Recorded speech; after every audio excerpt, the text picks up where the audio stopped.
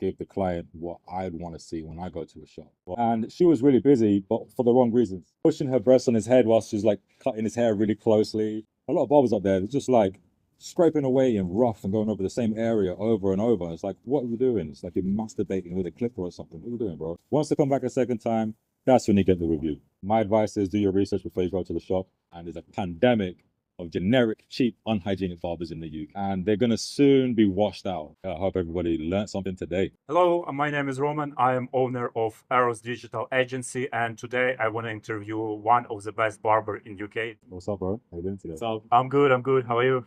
Blessed, bro. So I've been barbering for close to a decade now. I've had my own business for about 5 years and call myself Deucey Cuts. And I'm the CEO of Deuce's Hair Studio. What's your secret sauce for barbering?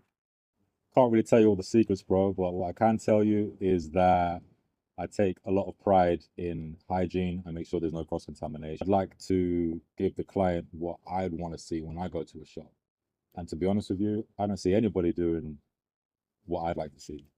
So yeah, just wearing gloves, putting a fresh towel down, spraying everything, using barbicide jars, making sure everything that I'm gonna apply to the client's skin is disinfected, no cross-contamination. Every client gets a fresh tray, a reset tray with all the equipment I'm gonna use on him prior to the appointment, ready and disinfected. And I'm light-handed and I'm precise and I take my time. And also I've got a private studio, so I get more of a VIP vibe going. You're just talking about hygiene. I know like that a lot of barbers doesn't just disinfect, and it's really, really sad. Put it this way, the GP will get fined if he's not replaced the paper towels on the bed where the patient sits on just to get checked. And the GP is not using any invasive tools on you or scraping away your skin with shaving equipment. Yet you go to the barbers and he's using equipment on you that's scraping away your skin, and there's no regulations for that. So that's backwards, in my opinion. Think about how much cross-contamination happens at a barber shop. In the UK, it's actually quite disgusting. Other countries like America, they have license or regulation. So just because they don't have it here, it doesn't make it okay. Yeah, true. We don't have any regulations in UK. How do you make a confidence skyrocket for your clients when they have a trim? Basically, just look at their head shape and try and figure out what would suit them. If somebody has a really flat head at the back, then there's no point giving them a really high skin fade up to the crown. You want to give them a bit of a drop and then create that illusion, that the head is not as flat as it actually is. Maybe leave some weight at the back there and give it like a blowout taper. Mainly just focusing on head shape and a cut that would suit that client. A lot of people come in with pictures like, oh, I want this or that. And it's like, bro, you haven't got the hair type, you haven't got the head shape, it's not going to suit you. I suggest you go for this. And give them a good consultation. A lot of barbers, they're just like, yes, please, what do you want? Okay, boom, boom, boom, next, please. That's a really good point. And I bet like you have a lot of clients and they telling you like, like weirdest stories. I want to hear some really like funny stories, some bizarre stories that you have. Well, there's one client that he got referred to by a friend to this female barber, and she was really busy, but for the wrong reasons. Not very good at her job, but she was so busy, and I'll tell you why. Because she was actually rubbing her breasts on the client's head, like pushing her breasts on his head whilst she's like cutting his hair really closely, and all this kind of like sexual gestures. It's just the wrong way to sell your craft. You're not really that good at your job, so you're gonna try and sell your body instead. Try and turn on these deprived men who are going to tip you at the end. And then you show them the mirror, you give them a botched haircut, a really rubbish job, and they're just like, yeah, it's great, thanks. And the craziest thing is, I don't know if I should be saying this, but she even offered him a happy ending at the end. What do you mean? Like, massage his... Like head massage? Like polish his magic wand. Let's talk about business. How important is online presence for the barbershop today? Fortunately, it's not the way it used to be. An online presence is really, really important. People need to be focusing on perfecting their skill and making a portfolio and also making content that can help clients and inform them. It's not just about, here's a good haircut, next please. You need to really be offering more than just a haircut experience. You need to be able to give your client value and help them understand that you care about their health and their image. And by portraying all that online, definitely going to make you succeed more than the other people. And that's why I'm doing well with the reviews, with the online presence, with my social media. Slowly growing every day. I started off really basic, and it's just in the past few months started to grow a lot. And that's because of the kind of content I'm doing, the kind of advice I'm giving. Yeah, clients seem to be loving it, so it's working.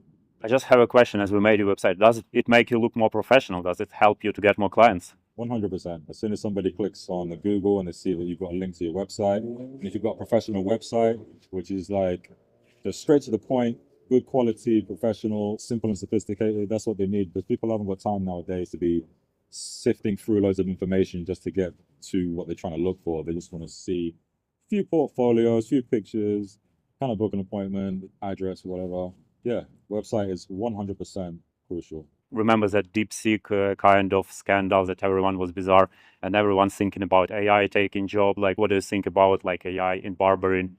How it would change barbering or how would it impact barbering? AI is okay, but I still prefer an authentic touch. And you can see when somebody's focusing or relying too much on AI, the content is very generic and the AI can't do as good a job as a human being can. You can use AI to an extent, but then I'd always advise to give it a check and add a human touch to it. Yeah, true. What hair trends or barbering trends are you predicting in the future? With the way that everything's going, hair loss is increasing every year. So people are going to start getting a lot more hair transplants, a lot more wigs, a lot more things to do with covering up the hair loss. The reason for the hair loss can be many factors, which I'm not going to go into now. What kind of advice would you give to young barbers? How they can improve their business, their skills, how they leverage technology? Cut your own hair. Just cut your own hair. Enough barbers out there, too many barbers out there in the UK, and hardly any of them are cutting their own hair. As soon as you start cutting your own hair, you realize how you should be applying the clipper to the person's scalp. A lot of barbers out there, they're just like scraping away in rough and going over the same area over and over. It's like, what are you doing? It's like you're masturbating with a clipper or something. What are you doing, bro? Get some mannequins with fake hair on it so you can practice that at home in your own time. Don't rely on anybody. Take matters into your own hands and just start practicing as much as you can. And there's a lot of videos and tutorials out there. And the more you practice on yourself and on the mannequin heads and on your friends and different hair types, you're going to get more clients that way because you more likely to be able to take anybody that walks through the door or any appointment that comes in, instead of turning people away and saying, no, sorry, I only focus on straight hair or I can only do afro hair. What do you think like barbers should use as a starter technology stack, our barbershop, how they should advertise? Because 205.0 5-star reviews, which is just like impossible for most of the barbers.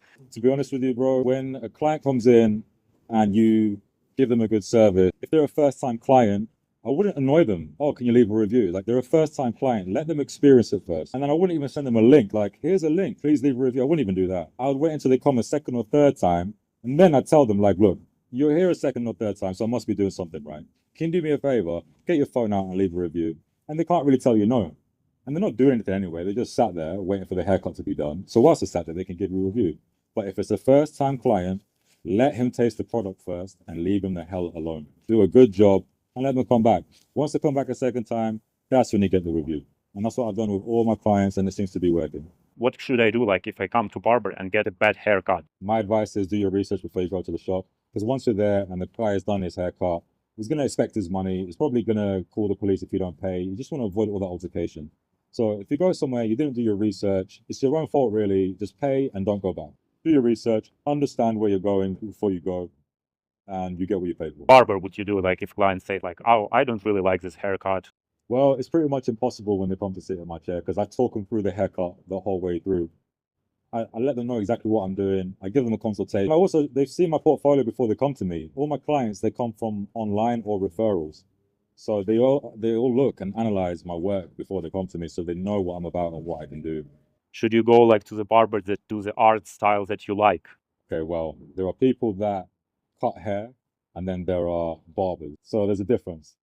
Some of these guys are just literally cutting hair for a living. They're not really barbers. So yeah, there are artists out there. There are barbers that are really good with the scissors. There are barbers that are really good with the fade. And there are some barbers that are really good at everything. All hair types, long hair, short hair, fades, design, patterns. In my situation, I was an artist before I became a barber, so I understand a lot of shapes and designs, and I consider myself more of an artist. And there are a lot of barbers out there now that are taking a lot of pride in their work and consider themselves more of an artist. And if you think about it, you are blending and fading and shading, and it is like a form of art, a form of drawing. But instead of using a pencil, you're using clippers. Opening in UK, like on my street, like 5 or 6 in a row, and 2 of them the same brand. which is very weird. What do you think about that? And there's a pandemic of generic, cheap, unhygienic barbers in the UK. And they're going to soon be washed out because the competition is getting way too high. And they're not even relying on haircuts. Really, they're a front for something else. Do you think it's like a coverage for some kind of drug money? Most of them, they look like a typical front for laundering. If you just stop and stare at how they're cutting hair and look at the quality of their work, you're like, that's a terrible haircut. They have a new person in there every week. The barbers keep changing. All the pictures that you see in the shop are generic pictures from the internet. You see Cristiano Ronaldo. Thank you so much for interview. I hope everyone who viewed enjoyed them. I hope everybody learned something today. Thanks, bro. Been fun. Thank you too. Been pleasure to meet you.